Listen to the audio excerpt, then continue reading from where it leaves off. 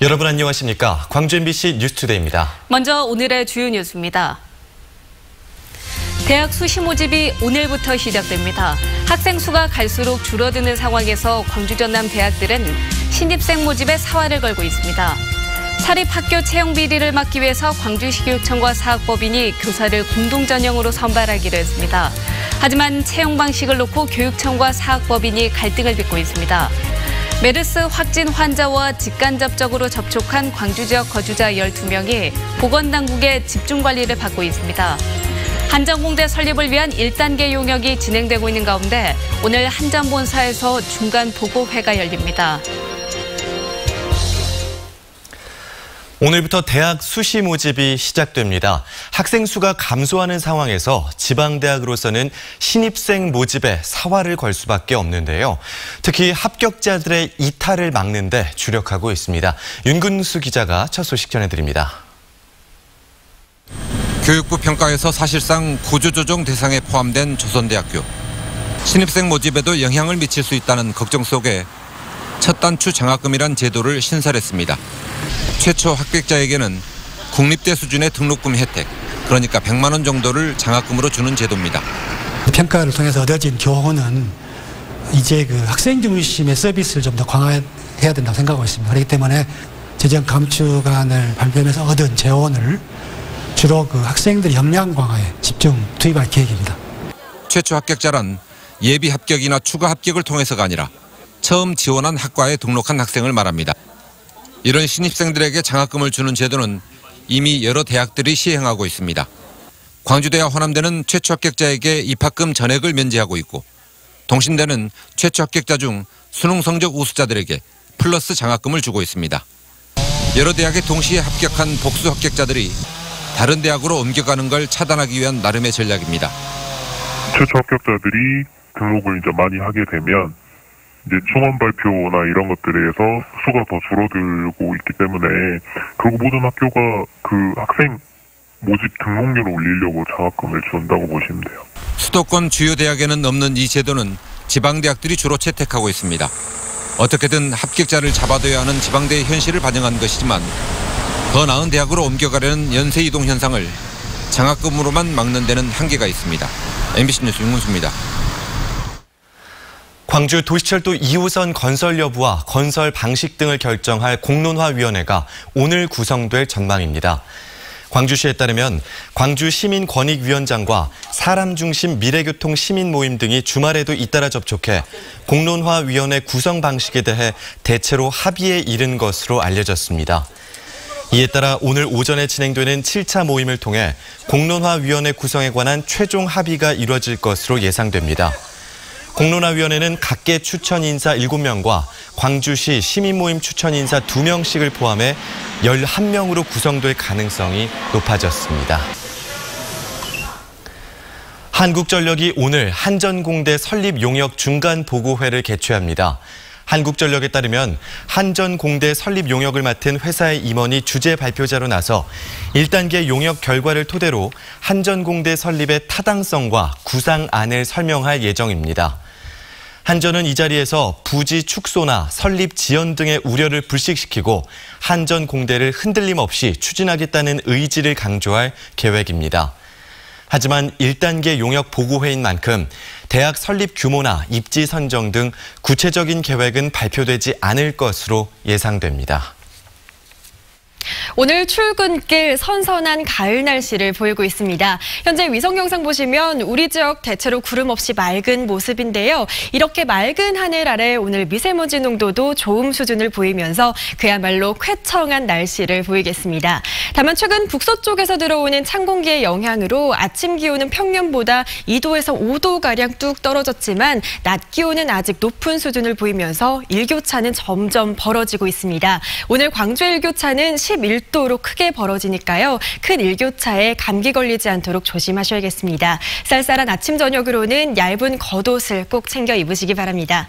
현재 광주와 전남 지역 대체로 맑은 가운데 현재 기온 광주가 16.9도로 평년보다 낮습니다. 낮 기온은 28도로 평년보다 1도가량 높겠습니다. 담양과 화순은 27도를 보이면서 오늘 대부분 지역의 일교차가 10도 이상으로 크게 벌어지겠습니다. 목포와 해남은 27도, 완도와 장흥은 26도를 보이겠고요.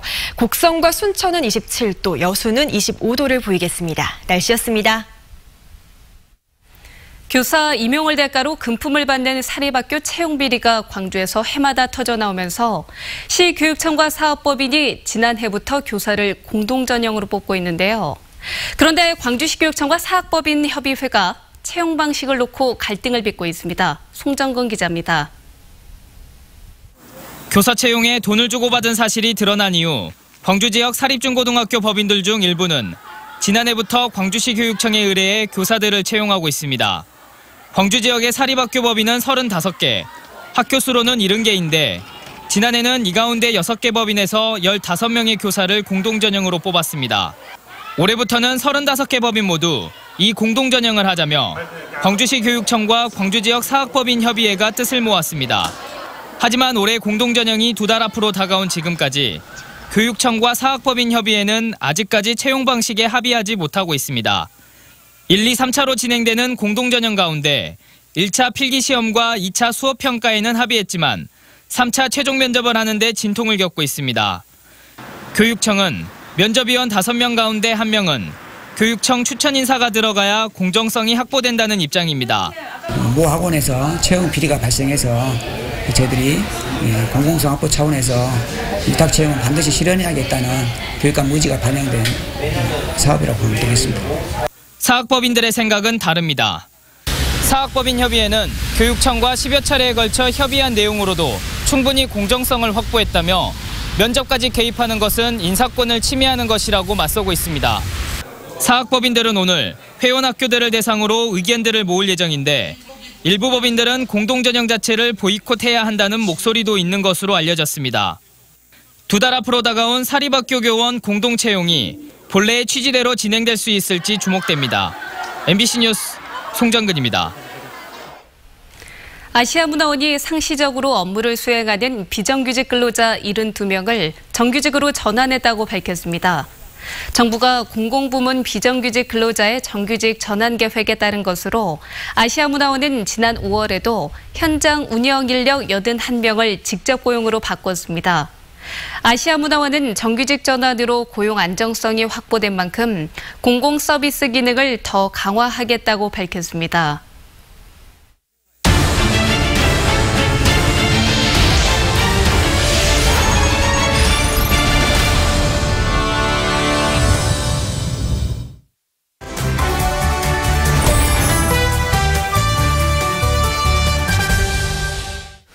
(9월) 정기국회가 시작됐습니다. 여야 대표들은 교섭단체 연설을 통해 각 당이 중점적으로 추진해갈 내용들을 밝혔는데요.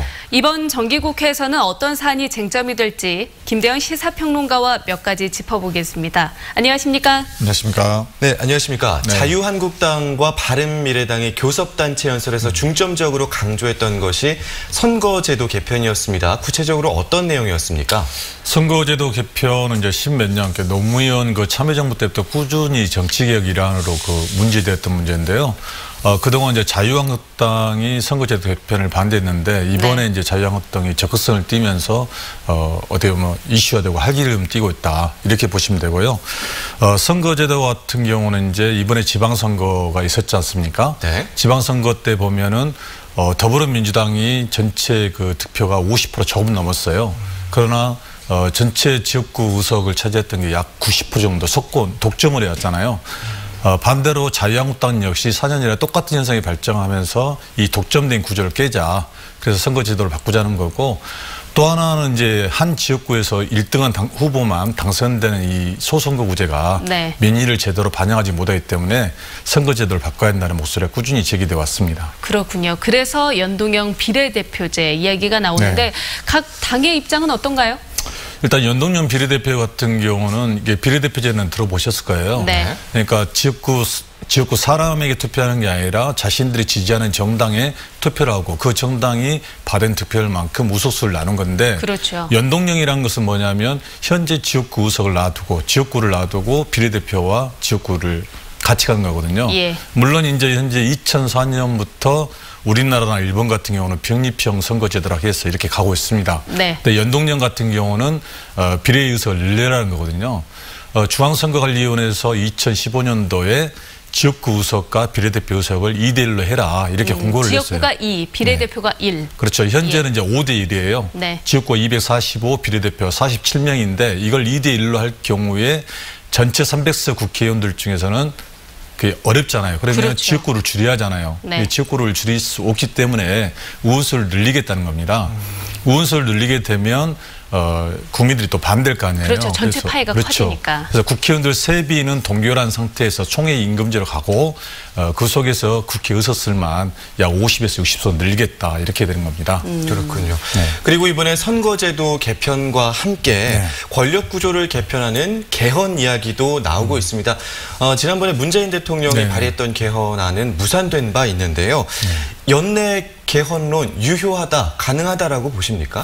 그러니까 이제 총론으로 보면 개헌에는 찬성은 해요. 그러나 이제 자유한국당이나 더불어민주당이나 각자의 속내가 틀립니다. 일단 그 헌법에 있어서 가장 중요한 게 권력구조의 문제인데 자유한국당 같은 경우는 제한적인 대통령제를 바꾸자는 거고 네. 더불어민주당 같은 경우는 현재 대통령제가 너무 짧으니까 4년 중임제로 가자 이제 이런 입장이 있고 정의당이나 소수 정당 같은 경우는 사회 경제적 권리들을 좀 포함하자, 국민의 기본권을 강화하자 이렇게 각자 이제 총론에는 동의하는데 강론으로 가면 이렇게 각자 생각이 좀 틀립니다. 네. 그러나 기본적으로 개헌을 하자는 데는 동의한 거기 때문에 일단 연내든 어쨌든 간에 개헌이 이루어지지 않을까 이런 생각이 듭니다. 그렇군요. 이번 교섭단체 연설에서 이 논란이 됐었던 게 자유한국당이 주장을 했습니다. 네. 이른바 출산 주도 성장 정책이었습니다. 여기에 대해서는 어떻게 보십니까? 네, 그동안 이제 자유한국당이 아이들의 밥값인 그 무상급식에 반대하고 기초연금이라든가 청년수당에 대해서 포퓰리즘이다. 좌파의 포퓰리즘이라고 해서 반대해 왔잖아요. 근데 의외로 이제 이런 그 출산 여성에게 뭐 한 아이당 2천만 원 그리고 20세 성인이 될 때까지 1억 원을 지원해야 한다 이런 입장을 썼는데 저는 이걸 민주당이 무조건 비난만 할 게 아니라 한 발 더 나아가서 이미 유럽 같은 경우는 이런 것들이 일반화돼 있어요. 영국 같은 경우도 무상교육, 대학교까지 무상교육이거든요. 그리고 18세 이상부터 실업급여가 지급이 되기 때문에 네. 대학을 다니면서 실업급여를 받는단 말이에요. 그러니까 최저 출산의 문제는 우리가 13년 전부터 지금까지 153조를 쏟아붓고도 오히려 더 떨어지는 현상이 발생하고 있잖아요. 그래서 네. 이 문제는 어떻게 보면 일자리 문제 그리고 결혼해서 살 수 있는 집값의 부동산의 문제 이게 연동돼 있단 말이에요. 네. 이게 개별 사안을 놓고 보면 문제 해결이 안 된다. 그래서 전체적인 사회복지 시스템 연계해서 가야 한다. 이렇게 보고 있습니다. 네, 알겠습니다. 말씀 잘 들었습니다. 감사합니다. 네, 감사합니다. 섬 지역에 설치된 해수 담수화 시설이 말썽입니다. 고장이 잦지만 재정 문제로 시설 개선이 늦어지고 있는데요. 주민들이 식수 부족에 시달리고 있습니다. 조희원 기자가 전해드립니다. 여수 화정면의 작은 섬. 이 마을 주민들은 올해 여름 마실 물이 부족해 애를 먹었습니다. 마을에 식수를 공급해주는 해수 담수화 시설이 고장났기 때문입니다. 주민들은 수차례 시설을 손봐도 툭하면 고장이 난다며 근본적인 개량 공사가 필요하다고 불만을 터뜨립니다. 원천적인 해결을 해야 되는데 왔다 가면 뭐 금방은 된 것 같은데 한 2, 3일 지나면 도로 마찬가지. 여수 율촌면의 또 다른 마을. 이 마을의 담수화 시설은 수년 전 가동을 중단했습니다. 성능이 갈수록 떨어져 아무리 정수를 해도 소용이 없었기 때문입니다. 주민들은 물을 사다 마시고 농사마저 포기해야 하는 처지가 됐습니다. 운영이 안 되고 있습니다. 고치서기가 마을 주민들로 봐서는 어렵다는 거예요. 다 개최를 해야지 예산이 많이 소요될 거이다. 그렇게 주민들은 책정을 하고 있고요. 해수 담수화 시설에 반은 여수시가 나머지는 한국수자원공사가 시로부터 용역을 받아 관리하고 있는데 관리에 적지 않은 비용이 들고 있습니다.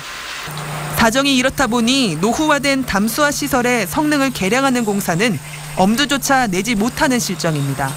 여기에 시설 관리비로 매년 4억 원 상당의 적자를 보고 있는 수자원 공사는 오는 2020년 용역 계약이 끝나면 계약을 연장하지 않기로 했습니다. 여수시는 연차적으로 예산을 마련해 문제가 있는 시설을 고쳐나가겠다고 밝혔습니다. 예산을 확보해서 수원 확보에 지금 힘을 쓸까 계획 중에 있습니다. 장기적인 측면을 보셔야 될 것 같아요. 하지만 구체적인 예산 확보 방안도 아직 마련되지 않았고 넘어야 할 관문도 만만치 않아 주민들의 불편은 당분간 계속될 전망입니다. MBC 뉴스 조희원입니다. 광주시가 중동 호흡기 증후군 메르스 확진 환자와 같은 항공기에 탑승했던 밀접 접촉자 1명을 자택 격리 중이라고 밝혔습니다. 밀접 접촉자에 대해서는 능동 감시를 통한 모니터링을 강화하고 만일의 상황에 대비해 국가 지정 치료 병상에 대한 점검을 마쳤습니다.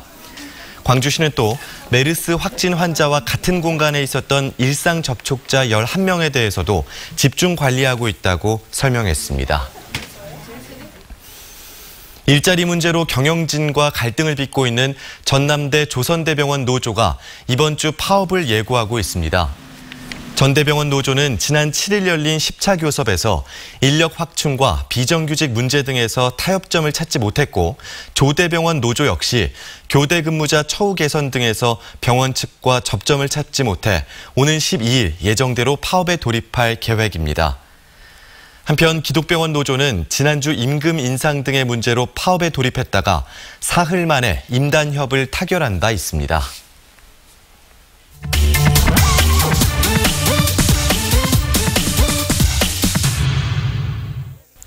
지난 한 주 누리꾼들은 어떤 뉴스에 많은 관심을 보였을까요?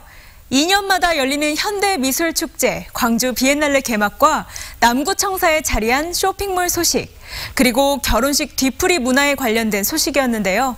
어떤 반응들이 남겨졌는지 자세한 댓글 내용 살펴보겠습니다. 올해로 12번째를 맞는 광주 비엔날레. 이번 비엔날레에선 40여 개국, 160여 명의 작가들이 경계에 대한 다양한 시각들을 미술작품을 통해 선보이는데요.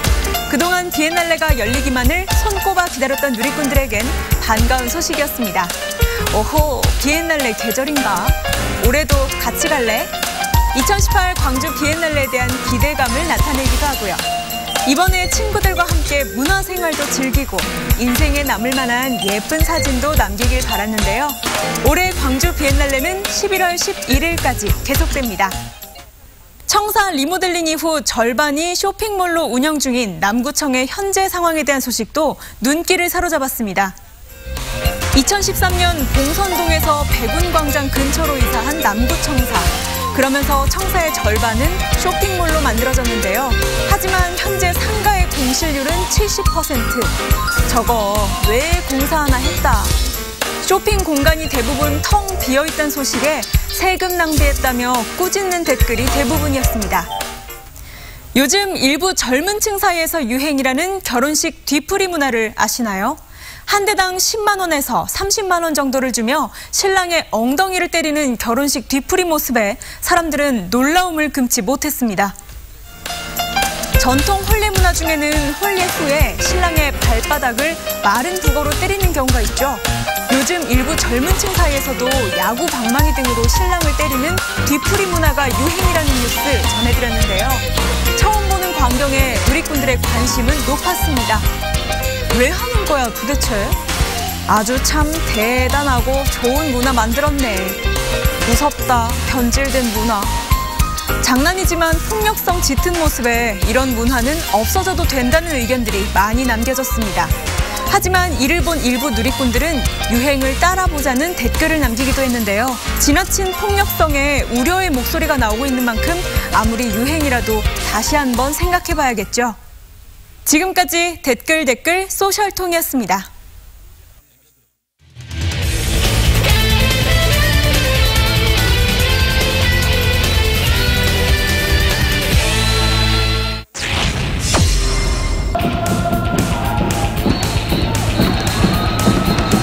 이구를 잡아당겼습니다. 멀리 가는 타구입니다. 좌익수 뒤로 넘어갔어요.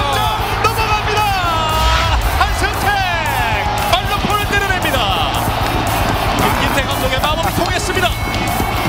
뭐 한석 선수가 첫 타석부터 그 타격 이론에 대해서 이 공부를 했던 것이 바로 효과가 나타나네요. 그렇습니다.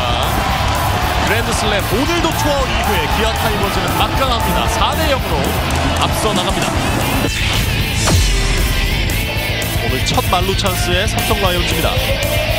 초구를 때렸습니다. 좌중간 떠갑니다. 좌중간 떨어집니다.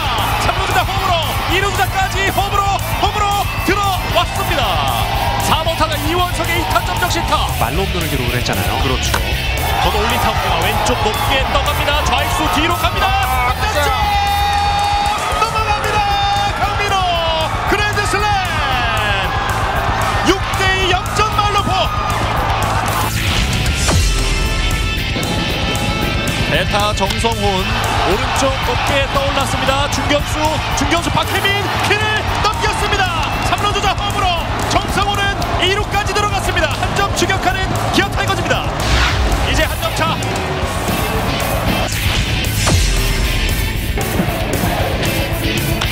3구 때렸습니다. 땅볼 타구 내야는 건너지 못했습니다. 1루에 뿌리면서 오늘 경기 마지막 아웃 카운트가 이렇게 잡혔습니다. 최종 스코어 6대 5입니다. 삼성 라이온즈가 3연패를 끊어냈습니다. 진도군은 예로부터 노래 한 자락 못하는 사람 없다는 소리의 고장입니다.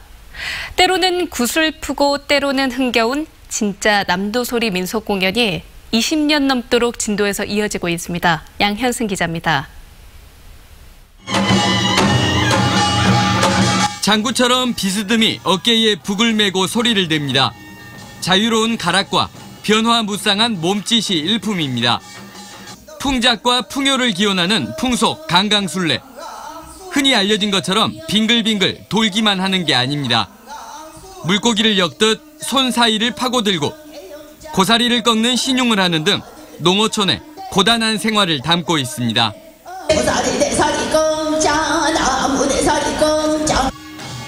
진도군이 이 같은 선조들의 풍류를 공연하기 시작한 건 1997년. 토요일마다 민속과 민요, 국악, 무형문화재 공연을 이어온 게 어느덧 22년이 됐습니다. 진도는 가는 곳마다 살아가는 삶이 전체가 민속이고 다양한 풍속입니다. 일상에서 흔하지 않게 된 전통 민속 공연을 통해 고단한 시절 선조들의 삶을 엿볼 수 있습니다. 공연 마지막 소리꾼들과 관객들이 어우러져 강강술래를 돌며 한바탕 놀이 한마당을 펼치는 게 백미입니다.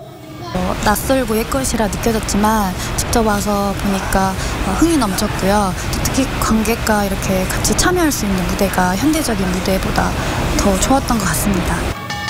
강강술래와 남도 들노래 등 국가무형문화재 4종, 전남지정문화재 6종을 보유한 진도군은 국내 유일 민속문화예술 특구로 지정돼 있습니다. MBC 뉴스 양혜승입니다. 광주시가 광주만의 차별화된 주거 문화를 만들기 위해서 광주다운 아파트 공급 방안을 추진합니다. 광주시는 획일화된 아파트 공급을 줄이고 아파트 수준을 향상시키기 위해서 건축과 도시계획 전문가 등을 중심으로 자문위원회를 구성하기로 했습니다. 자문위원회는 건물 배치와 외벽 디자인, 특화된 부대 시설 등 디자인과 안전을 접목한 가이드라인을 제시하고 광주시는 관련 조례와 공동주택 심의 규칙 등을 정비할 계획입니다. 전라남도 중소기업진흥원이 추석을 앞두고 자금난을 겪는 중소기업을 대상으로 100억 원의 명절 경영 안정자금을 지원합니다. 경영 안정자금은 한 업체에 3억 원에서 5억 원까지 금융기관으로부터 대출을 받으면 전라남도가 1.6%에서 3%의 이자 보전을 해주는 것으로 2년 거치 일시 상환 또는 2년 거치 2년 분할 상환 등을 조건입니다.